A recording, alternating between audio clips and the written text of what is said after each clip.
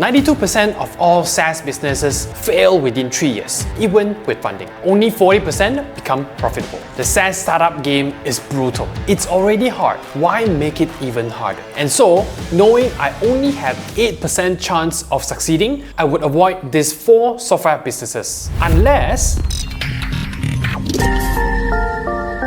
I'm Adrian and I founded Zero SaaS Startup. So you can really trust me. What I've been doing is running Upstack Studio, a humble app development agency, for the past 6 years. We work with a lot of non-tech founders, and I've seen firsthand that in an already volatile industry, some businesses are just harder than others. That's the basis of this video: 4 software businesses that I would personally swipe left on. For each entry, I'll give you one key reason why I would avoid it, but I'll add an unless. These software businesses are challenging.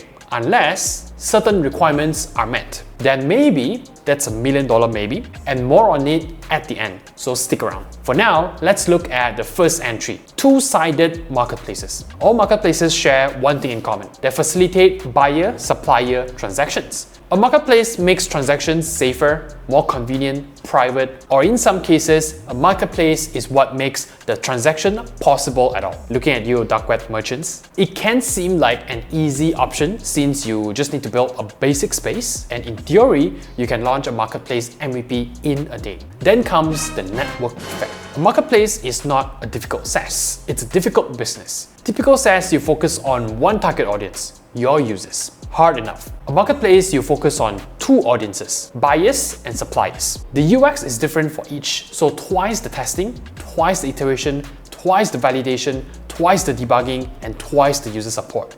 That's 10 times more the headache. Then there's the fact that you gotta build up both audiences simultaneously. Buyers only browse your platform if there is enough supply, and suppliers only sell on your platform if there are enough buyers, aka the network effect. Building momentum with 2 audiences from zero is extremely difficult, and I would avoid it. Unless, option 1, you pay the supply side while you build the demand side.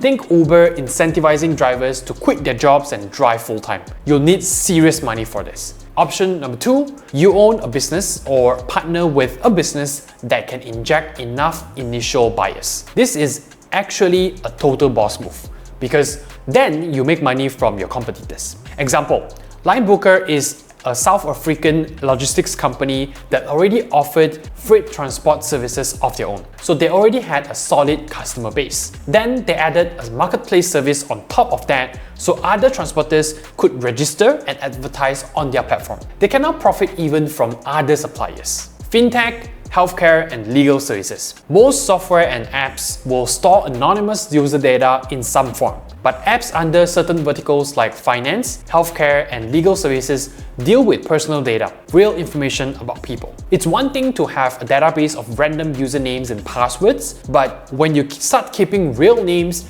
medical conditions, and criminal backgrounds, say hello to statutory compliance. For example, in my home country, Malaysia, we have the Personal Data Protection Act. The EU has the General Data Protection Regulation, or GDPR, and your country definitely has one, unless you're from North Korea.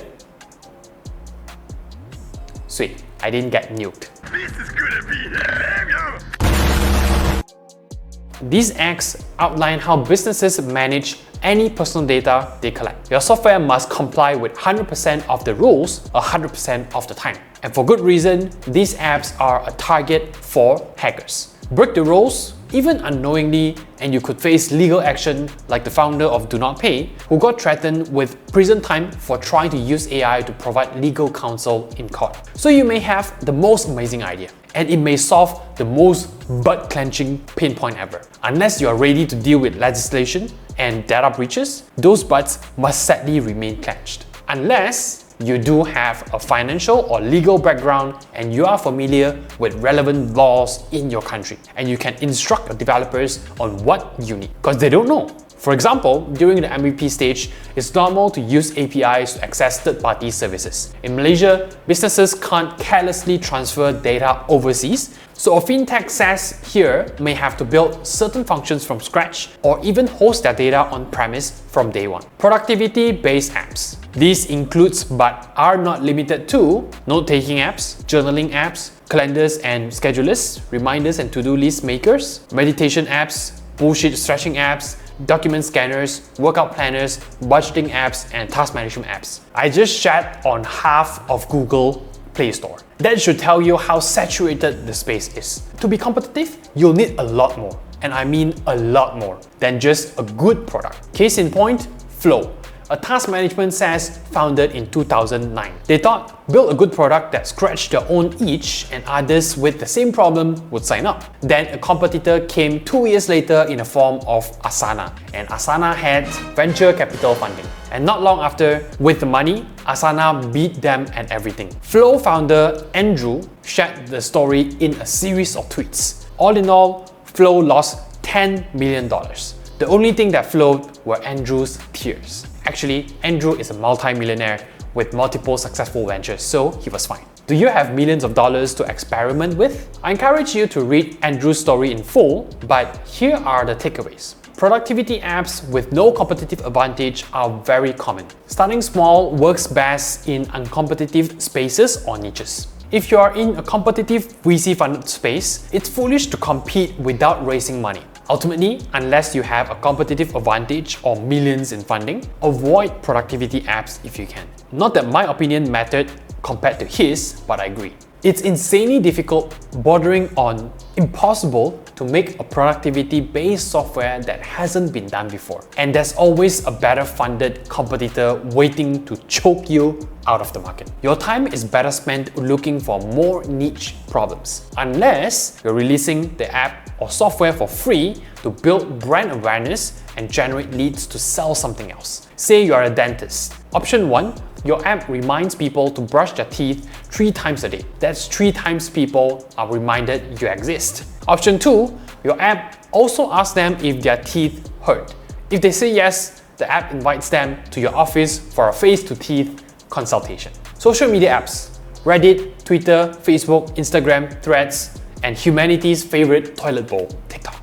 Just some examples of the biggest social media platforms today. Different niches, but 3 things they share. User-generated content is the lifeblood. Posts, comments, photos, videos, and just about any form of public interaction with the platform and each other. Users' profile that can publicly link users and actions or interactions. They all primarily rely on ad revenue because people expect social media to be free. Each has a specific focus. People want to see pictures. They check Instagram. Is grandma alive? Check Facebook. Racist shitposting? Twitter. The first challenge with a new social media platform is thinking of a new, never-before-seen form of social interaction that can attract a crowd, because ad revenue.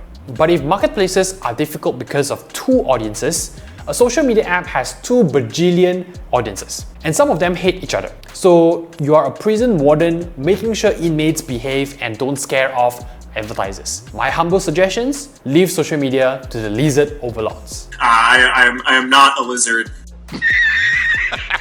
Unless you do have an idea for a new form of social interaction and you have a talent of growing an organic user base with guerrilla marketing, meaning unconventional and, well, weird shit customized for a product. For inspiration, look up Nikita Beer and his guest app that lets users anonymously compliment friends. Basically digitizing the secret admirer and anonymous love letter. Nikita made guest accounts with real high school names on Instagram and started receiving requests from high school students that went there. He didn't accept the request, just let them pile up. Then on launch day, Nikita accepted every single one of them. When the students check out the Instagram account, they saw this in the bio. See who likes you, with a link to download guests. The man monetized teenage hormones legally. In just 10 days, he was adding 30,000 new users per hour. It worked amazingly well for guests and probably only would have worked for guests. If you can come up with a marketing campaign tailored to your audience and your social media app,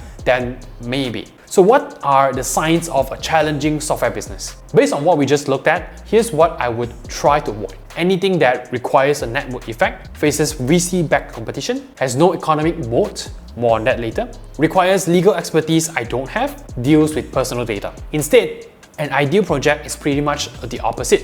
A niche market that isn't saturated, one specific target audience to connect with, no personal data collection, no legal expertise needed, no free alternatives. These constraints limit you, and limits are good if they help avoid unnecessary challenges. Then again, maybe it's the perfect challenge for you. See how each entry has an unless? If you meet that unless, you're actually in a pretty strategic position. You have what's called an economic moat. A moat is your competitive advantage, something you have that others don't. For example, with marketplaces, if you can partner with an existing business that has a large customer base, then you have a significant advantage in making your marketplace app a success. If you competed against someone without your partnership, you destroy them. What would I recommend? Of course, I would recommend destroying your competitors, but we won't always have a ready-made economic moat. So create your moat and fortify it with knowledge. Research different verticals and how founders made their products work. Start with SaaStr and contrary research, link in the description. Sometimes it's about being methodical. Sometimes it's about specific partnerships. But seriously, no more productivity apps. Now, I would like to direct you to my video on how to find software ideas customer will love. Then see if your ideas match any of these. If it does, I would KIV it and see if something more viable comes along. Remember, I've got an 8% chance of success. It's low, but I'll take 8% over 0%. And if you haven't, I would deeply appreciate if you subscribe and like this video. Help me build a moat to destroy all the other YouTubers and give you valuable content.